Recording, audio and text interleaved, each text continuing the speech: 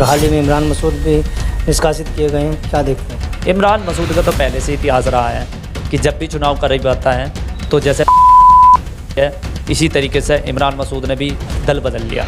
और इमरान मसूद का वजूद ही क्या है, दूसरों के तलवे चाटने वाले आज बहन जी पर उंगली उठा रहे हैं। बहन जी का इतिहास रहा है, बहन जी का इतिहास भी है, लेकिन चंद्रशेखर को कोई इतिहास नहीं है और तलवे चाटने वालों को कभी कोई इतिहास नहीं होता। मेरा मानना है कि अगर चंद्रशेखर अपनी भलाई चाहता है और समाज का भला चाहता है तो आदरणीय बहन जी के चरणों में जाकर माफ़ी मांग ले और बहन जी के सामने हाथ जोड़ के खड़ा हो और कहे कि मैं बहन जी हमेशा बहुजन समाज के लिए काम करूँगा। जो पति अपनी पत्नी को धोखा देता है तो वो समाज को क्या साथ दे देगा? जो अपनी पत्नी का नहीं हो सकता, बच्चों का नहीं हो सकता, समाज का क्या हो जाएगा? ऐसे दलालों से बच के रहे जो कुकुर मुत्ते हैं, बरसाती मेंढक निकल कर आ जाते हैं, टर करते फिरते हैं। जो इमरान मसूद जी हैं उनके लिए एक बहुत अच्छी सलाह है मेरी। कायदे में तो इन छोटी मोटी पार्टियों में ना जाके हमारे चंदू भाई उर्फ चंद्रशेखर की जो उभरती हुई एक पार्टी है, जो आज के दौर में इंटरनेशनल पार्टी बनने जा रही है, जो एक सीट के लिए डिबेट पर रोना गिड़गिड़ाना, ये सबसे बढ़िया पार्टी रहेगी। चोर चोर मौसेरे भाई। नमस्कार, मैं हूं आपके साथ रोशन लाल सैनी। आप देख रहे हैं न्यूज़ 14 टुडे और आज हम बात करेंगे बहुजन समाज पार्टी के उस नेता की, उस कार्यकर्ता की जो नेशनल भीम आर्मी के नाम से सामाजिक संगठन चलाते हैं, मायावती के परम भक्त कहलाते हैं, लोकेश कटारिया, जो न्यूज़ 14 टुडे के स्टूडियो में पहुंचे हैं और इनसे जानने की कोशिश करेंगे कि 2024 के चुनाव में दलित समाज है कहां जाएगा, क्योंकि सामाजिक संगठन चलाते हैं तो कहीं ना कहीं केंद्र और राज्य में बीजेपी की डबल इंजन की सरकार चल रही है, उससे कितने प्रभावित हैं, कितने ये लोग अपने आप को सुरक्षित महसूस करते हैं, समाज कहाँ इस वक्त खड़ा है। लोकेश जी, आपका न्यूज़ 14 टुडे में स्वागत है। सबसे पहले यही सवाल है कि जिस तरह से आप दलित समाज की अगुवाई कर रहे हैं, रहनुमाई कर रहे हैं, कहाँ देखते हैं अपने समाज को? देखो, सभी को क्रांतिकारी जय भीम, जय संविधान, जय कांशीराम, जय ज्योतिबा फूले, जय भारत। समाज की स्थिति ये बन चुकी है कि आज जो हमारा अपना दलित समाज खास करके, उन्हें कई वर्गों में बांट दिया गया है, कई हिस्सों में बांट दिया। तमाम छोटे छोटे संगठन, छोटी छोटी पार्टियां खड़ी हो चुकी हैं। चाहे वह एग्जाम्पल के तौर पे ले लीजिए उदित राज, अठावले, वावन बेसराम, पासवान, और एक अभी नया पैदाइशी किया है बीजेपी ने, चंद्रशेखर आज़ाद, जो सहारनपुर ज़िले का ही रहने वाला है, जो पहले से ही बीजेपी और समाजवादी पार्टी का प्रोडक्ट रहा है। कौन सी पार्टी? समाजवादी में, भाजपा में, समाजवादी में जब साहब कांशीराम जी के नाम से एक, ये खुद चंद्रशेखर ने बनाई ज़रूर है, लेकिन इसका फंडिंग और इसका सपोर्ट सारा बीजेपी कर रही है। रीज़न कि किसी तरह उत्तर प्रदेश के अंदर बहुजन समाज पार्टी जिस तरीके से राष्ट्रीय स्तर की पार्टी है और जो बहुजन समाज के हमारे मान्यवर कांशीराम जी और जो अन्य महापुरुषों की जो देन रही है, जिन्होंने अपने रक्त से सींचा है और जिसकी बागडोर आदरणीय बहन कुमारी मायावती जी ने संभाली है, उत्तर प्रदेश की 4 बार सीएम भी रह चुकी है, तो उनको डाउन करने के लिए ये पार्टी का गठन किया गया है ताकि बहुजन समाज पार्टी आगे बढ़ ना पाए। बहुजन समाज पार्टी में तो पहले से उठाफटक होती आई है, चाहे नसीमुद्दीन सिद्दीकी और हाल ही में इमरान मसूद भी निष्कासित किए गए हैं, क्या देखते हैं? देखो, सबसे पहले तो नसीमुद्दीन सिद्दीकी की हिस्ट्री जो रही है, जब लोग पार्टी रही है लेवल में, जब लोग खूब दबा कर पैसा खाया, पार्टी पनपती रही, खाता रहा, पार्टी को तोड़ने का अंदर काम किया उसने, मुस्लिम समाज को भड़काने का, मुस्लिम समाज को अलग करने का उसने जो हथकंडा षड्यंत्र रचा था उसमें वो सफल भी रहा है, जिसका खामियाजा आज हमारी बहुजन समाज पार्टी भुगत रही है। अब दूसरे नंबर पर आता है इमरान मसूद। इमरान मसूद का तो पहले से इतिहास रहा है कि जब भी चुनाव करीब आता है तो जैसे इसी तरीके से इमरान मसूद ने भी दल बदल लिया। और इमरान मसूद का वजूद ही क्या है? इमरान मसूद अपने आप में भाई मुस्लिम कद्दावर नेता सहारनपुर में माने जाते हैं। जितने भी चुनाव होते हैं, जिस पार्टी में इमरान मसूद रहते हैं, दूसरे नंबर की पार्टी उभर कर आती है, चाहे वो बसपा ही क्यों ना हो। देखो, इमरान मसूद केवल एक क्षेत्रीय नहीं, पूरे ज़िले में, एक ज़िले का थोड़ा सा वर्चस्व हो सकता है, लेकिन आदरणीय बहन जी तो पूरी दुनिया जानती है। अब दुनिया में उनको आयरन लेडी का नाम दिया गया है। इमरान मसूद का अगर मैं वहाँ नाम लेने लगूँ, मध्य प्रदेश में कौन जान रहा है इमरान मसूद कौन है? चलो पूर्वांचल में चलो, आप इमरान मसूद को कोई नहीं जानता, अगर जानता है थोड़ा बहुत तो मुस्लिम कम्युनिटी में जानता है। ठीक, दूसरी बात यह है, क्या बसपा को इस तरह से इमरान मसूद को निष्कासित कर देना चाहिए था? आप बसपा से जुड़े हुए, क्या कुछ मुख्य कारण देखने को है? देखो, जब कोई पार्टी विरोधी हो जाता है, इंटरनली दूसरे दलों से मिलकर सेटिंग करने लग जाता है और पार्टी विरोध में काम करता है। बहन जी बेवकूफ़ नहीं, 4 बार सीएम रह चुकी है, दिमाग उनके अंदर भी रखती है वे, उन्हें सारी चीज़ों का पता है कि मेरा कार्यकर्ता क्या नहीं, कहाँ क्या कर रहा है। तो ऐसे नहीं डिसीजन लिया बहन जी ने, और हम बहन जी के डिसीजन से सहमत है। चाहे कोई भी हो, चाहे इमरान मसूद हो, चाहे नरेश गौतम हो, चाहे वो राइन हो, कोई भी हो, जो पार्टी विरोधी रहेगा उसको हटा दिया जाएगा। लेकिन आरोप तो ये लगते हैं तब तक वो पार्टी में रहते हैं तो खूब मलाई खाते हैं, पार्टी से निष्कासित होने के बाद या निकाले जाने के बाद पैसों की मांग करने का आरोप लगा देते हैं। जैसे अब इमरान मसूद 5 करोड़ रुपए की मांग का आरोप लगा रहे हैं। देखो इमरान मसूद का ऐसा है, जब लोग पार्टी में भी रहे पहले और अन्य नेता भी रहे जिन्होंने बसपा में रहकर मलाई चाटी है, 4 बार सत्ता में रहने के बावजूद आज बहन जी पे या पार्टी पे उंगली उठाने का काम कर रहे हैं। अब ये थोड़ी है कोई दल छोड़ कर जाए तो बुराई करना तो उसकी फितरत है, तो ये कोई नई बात नहीं है। इमरान मसूद जो कह रहा है, क्या ऐसा है कि बहुजन समाज पार्टी में पैसों की मांग होती है, चाहे वो टिकट को लेके हो, चाहे बहन जी का मिलने को लेकर के, बहुत सारी अब तमाम चीज़ें, तमाम चर्चाएं सामने आती हैं। देखो बहन जी, मैंने तो आज तक देखा नहीं बहन जी को पैसा लेता हुआ। अब बुराई करने वाले 100 बुराई करते हैं। और दूसरी बात, बिना पैसे के पार्टी या संगठन चलता है क्या? बिना पैसे के या बिना पैसे के संगठन या पार्टी चलती हो तो मुझे बता दीजिए, ऐसी कौन सी पार्टी जो पैसा नहीं लेती? लोगों का कहना है कि बहन जी महलों में रहती है। मैं पूछना चाहता हूँ कि और दलों के नेता क्या तिरपाल पे या फुटपाथ पे रहते हैं? अगर बहन जी महलों में रह रही है तो इन्हें टिस रहा है, बहन जी का संघर्ष नहीं दिख रहा। आज बहन जी के पास थोड़ा सा वर्चस्व क्या बढ़ा तो लोगों को मिर्ची लग गई, और सबसे ज़्यादा मिर्च जो लग रही है अपने लोगों के अंदर लग रही है। चाहे वो कोई भी हो, अठावले हो, पठावले हो, चंदू हो, कोई भी हो, इन लोगों को मिर्च लग रही है। ये चाहते हैं ये कल के लौंडे, कल के ये दूसरों के तलवे चाटने वाले आज बहन जी पे उंगली उठा रहे हैं। अरे वो मुख्यमंत्री रह चुके हैं, तुम एक गांव के प्रधानी बनकर दिखा दो। बसपा सुप्रीमो को कभी दलित की बेटी कहा जाता था, लेकिन अब जो विपक्षी नेता हैं या बसपा छोड़कर जो आ रहे हैं वो दौलत की बेटी का नाम दे रहे हैं। अब अगर कोई किसी की पार्टी छोड़ के जाएगा वो उसकी आरती थोड़ी तारेगा, वो बुराई करेगा। अरे इनका ये नेताओं का तो काम होता है, नेताओं का काम होता है एक दूसरे की बुराई करना। कल को भी बसपा में आ जाओ, कल को बहन जी के अच्छे दान लगेंगे। अगर हम सहारनपुर की बात करते हैं, जो विधानसभा चुनाव हुए 8000 वोट मिले थे बीएसपी प्रत्याशी को, और जैसे इमरान मसूद आए तो 1.5 लाख वोटों पर लेकर के दूसरे नंबर पर रहे मेयर के चुनाव में।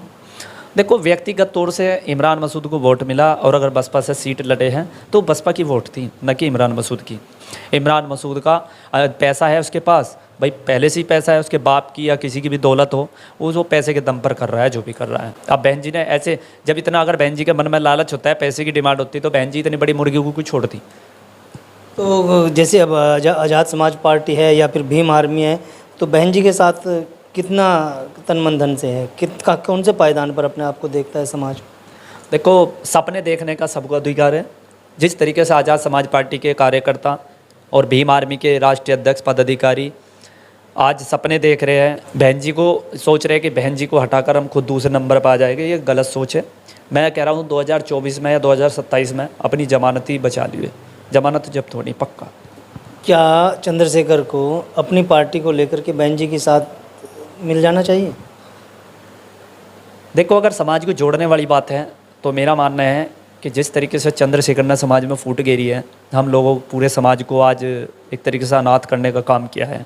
अब समाज कन्फ्यूजन में है कि वोट देगा, लेकिन मैं सभी से एक निवेदन करूंगा कि ऐसे बहरूपियों को वोट ना देकर अपने हाथों को कमज़ोर ना करें।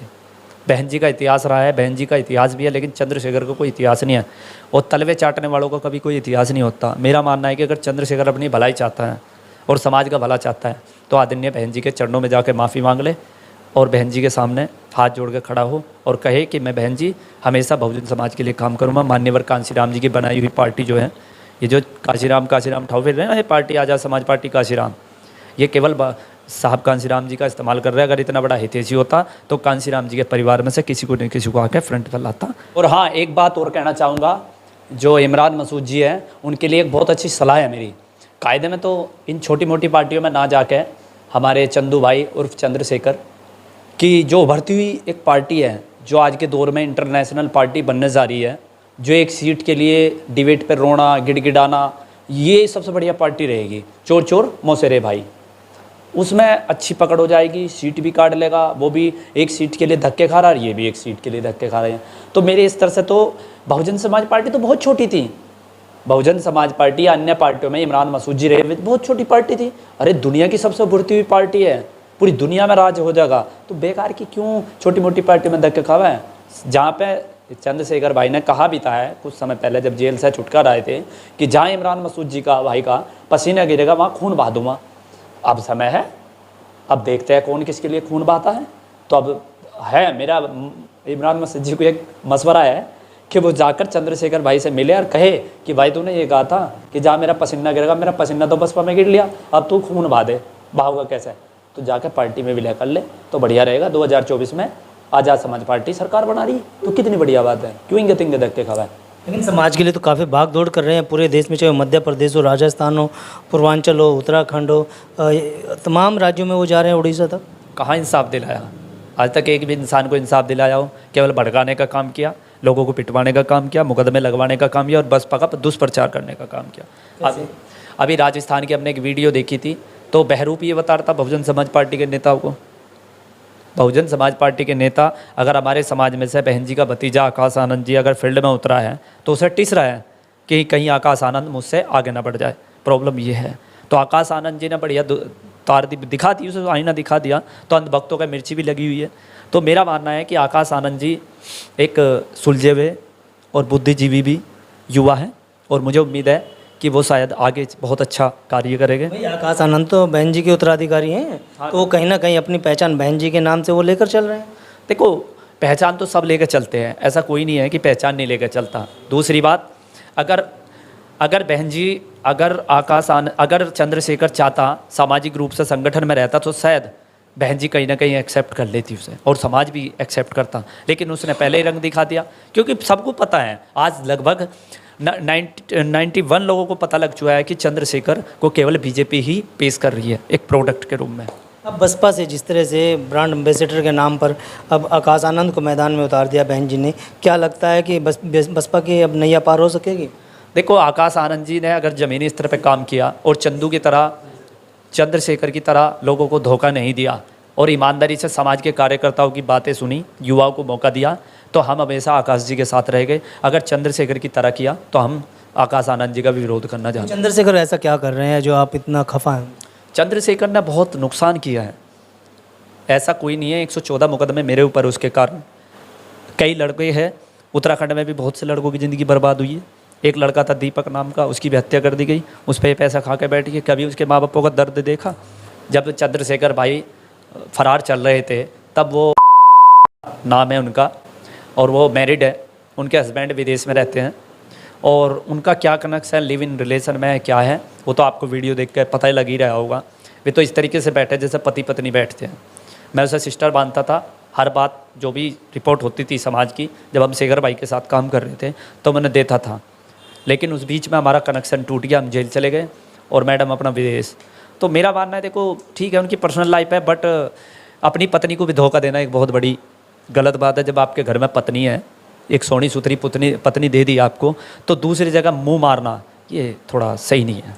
तो मेरा मानना है कि जो पति अपनी पत्नी को धोखा देता है तो वो समाज को क्या साथ दे देगा? जो अपनी पत्नी का नहीं हो सकता, बच्चों का नहीं हो सकता, समाज का क्या हो जाएगा? तो क्या देखते हैं 2024 के चुनाव में दलित समाज कहाँ खड़ा है?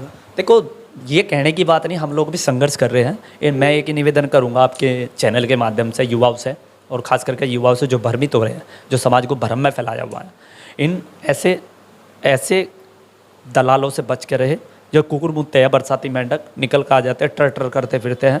बीजेपी ने फंडिंग कर रही है, ये तो क्लियर बात है। ये केवल वोट को तोड़ने का काम करेंगे और मेरा ये निवेदन है कि 2024 में अपना वोट खराब ना करें। हमारी पार्टी हारो या जीतो, बहन जी को वोट करें।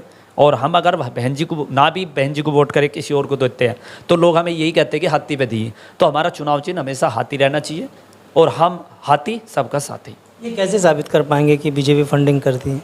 साबित करने को तो बहुत सारे सबूत हैं, हमने दिखाए भी थे पिछली बार सबूत, कहो तो अभी दिखा देता हूँ। बहुत सारे सबूत है, बीजेपी से कनेक्ट है सारा। अब जैसे कि एग्जाम्पल के तौर पर ले लीजिए, मैं किसी को टारगेट नहीं कर रहा, जैसे कि एक महक सिंह है उत्तराखंड का प्रभारी, कल तक वो, अब एक चीज़ बताइए, बसपा के तो नुकसान कर रहे हैं लोग, ठाकुरों को गाली देने की क्या जरूरत थी? ये ऐप शब्द नहीं हुई, विशेष समुदाय को टारगेट नहीं करना चाहिए। और तुमने अगर गाली दी तो तुम्हारे अंदर दम होना चाहिए कि तुम्हें माफ़ी मांगने की जरूरत ना पड़ी। तो समाज की बदनामी किसकी हो रही है? हमारे समाज की बदनामी होती है कि समाज में ये है, समाज साला पहले गाली देता फिर पैरों में गिड़गिड़ाता है, तो ये गलत है। हमें किसी विशेष समुदाय को टारगेट नहीं करना चाहिए। ये देश सबका है, इस देश का हर आम आदमी पूरा हक है जितना हम लोगों का। और रही बात इसकी देखो, समाज एक सभी से मिलकर बनता है और हमारे बाबा साहब ने सबको आगे करने का काम किया। भीम आर्मी के नाम से बहुत सारे संगठन बन गए हैं, कहीं ना कहीं उन संगठनों पर भी आरोप लगता है कि समाज गुमराह हो, अब किस संगठन के साथ वो खड़े हों, क्योंकि तमाम संगठन हैं तो अलग अलग राजनीतिक दलों से वो जुड़े हुए हैं, चाहे वो चंद्रशेखर की पार्टी हो, चाहे बसपा हो या फिर अन्य राजनीतिक दल हों। देखो, हर आदमी स्वतंत्र है, लेकिन मेरा मानना है कि अगर समाज को जोड़ना है तो राजनीतिक प्लेटफॉर्म वहीं रखो, सामाजिक संगठन कितने रखो।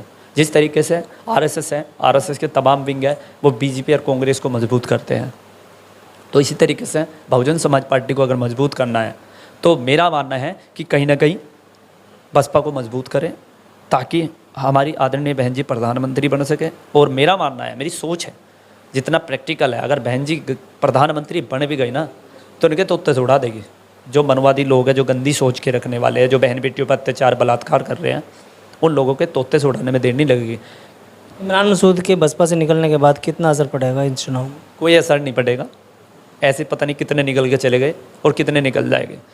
अगर पेड़ की डाल पे से एक डाल टूट जाए ना तो पेड़ का कुछ नहीं बिगड़ता, वजूद पेड़ से होता है, डाल का कोई वजूद नहीं। अगर डाल जब तक पेड़ पर है तब तक उसका वजूद है, जिस दिन डाल से अलग हो जाता है वो सूख के तना हो जाता है। यही हाल इमरान जी का होगा, चाहे वो लोकदल में जाओ, चाहे कांग्रेस में जाओ, चाहे समाजवादी में जाओ, कोई घास घेरने वाला नहीं। एक सवाल ये है कि इमरान मसूद ने कांग्रेस में रहे, सपा में रहे, ये बसपा में रहे, तीनों पार्टियां छोड़ दी, अब किस पार्टी में आपके हिसाब से चले जाना चाहिए? देखो, मेरे हिसाब से जाकर बहन जी से माफ़ी मांगे अपनी गलती की और बहन जी को सारी क्लियर बात करे और उन्हें विश्वास दिलाए कि भविष्य में मेरे से गलती हुई है, आगे से गलती नहीं होगी, तो शायद मुझे लगता है कि बहन जी को थोड़ा सा रहम आ जाएगा उस पर। हमारे चैनल के माध्यम से अपने समाज को कोई मैसेज?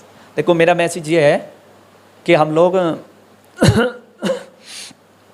मान्यवर साहब कांसीराम जी के जन्म दिवस पर एक बाइक यात्रा भी निकालने वाले हैं इस बार सहारनपुर में, जो चंदू का गढ़ कहलाया जाता है। दूसरा, 26 नवंबर को जो संविधान ख़त्म करने की बात कर रहे थे, हम Bahujan Samaj SC ST OBC minority और मुस्लिम भाइयों को लेकर सहारनपुर से आगाज़ भरेंगे और यहाँ लाखों की संख्या में एक संवैधानिक तरीके से एक बड़ी महापंचायत करके इस सरकार को हम दिखाएंगे कि ये बहुजन समाज संविधान सबके लिए बराबर है, एक विशेष समुदाय के लिए नहीं है। संविधान से पूरा देश चल रहा है। और मैं खास करके से यही कहूँगा कि 26 नवंबर को संविधान दिवस पर हम संविधान की ताकत दिखा देंगे इन मनवादियों को। अगर बहन जी आपको मौका देती है तो आप भी चुनाव लड़ें? नहीं, मैं चुनाव नहीं लड़ना, मैं तो चाहता हूँ, हम सामाजिक रूप से काम करना चाहते हैं। बहन जी हमारी आदर्श है और बहन जी ने हमें बहुत कुछ दिया है। आज जो कुछ बैठे हैं हम, ये बसपा की देन है। आज जो इंटरव्यू भी दे रहे हैं, अगर बसपा ना होती तो शायद इंटरव्यू देने लायक ना रहते। राजनीति के लिए बहुत युवा है और युवाओं को मौका मिलना चाहिए, आने वाली पीढ़ियों को मौका मिलना चाहिए। और साथ ही साथ यही मेरा कहना है कि अपने वोट बैंक को ख़राब ना करें, केवल BSP, ओनली BSP।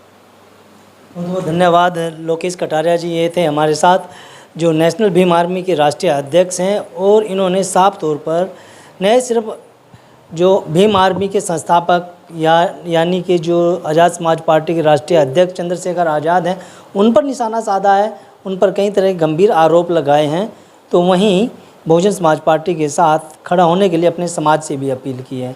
कांग्रेस और समाजवादी पार्टी और भारतीय जनता पार्टी को जिस तरह से इन्होंने नकारने की बात कही है, तो साफ तौर पर दिख रहा है कि 2024 के चुनाव में जो भीम आर्मी के नाम से तमाम संगठन हैं वो अपने वोट बैंक को बिखराव जो कर रहे हैं, उसको एक साथ एक मंच पर आने का आह्वान किया है।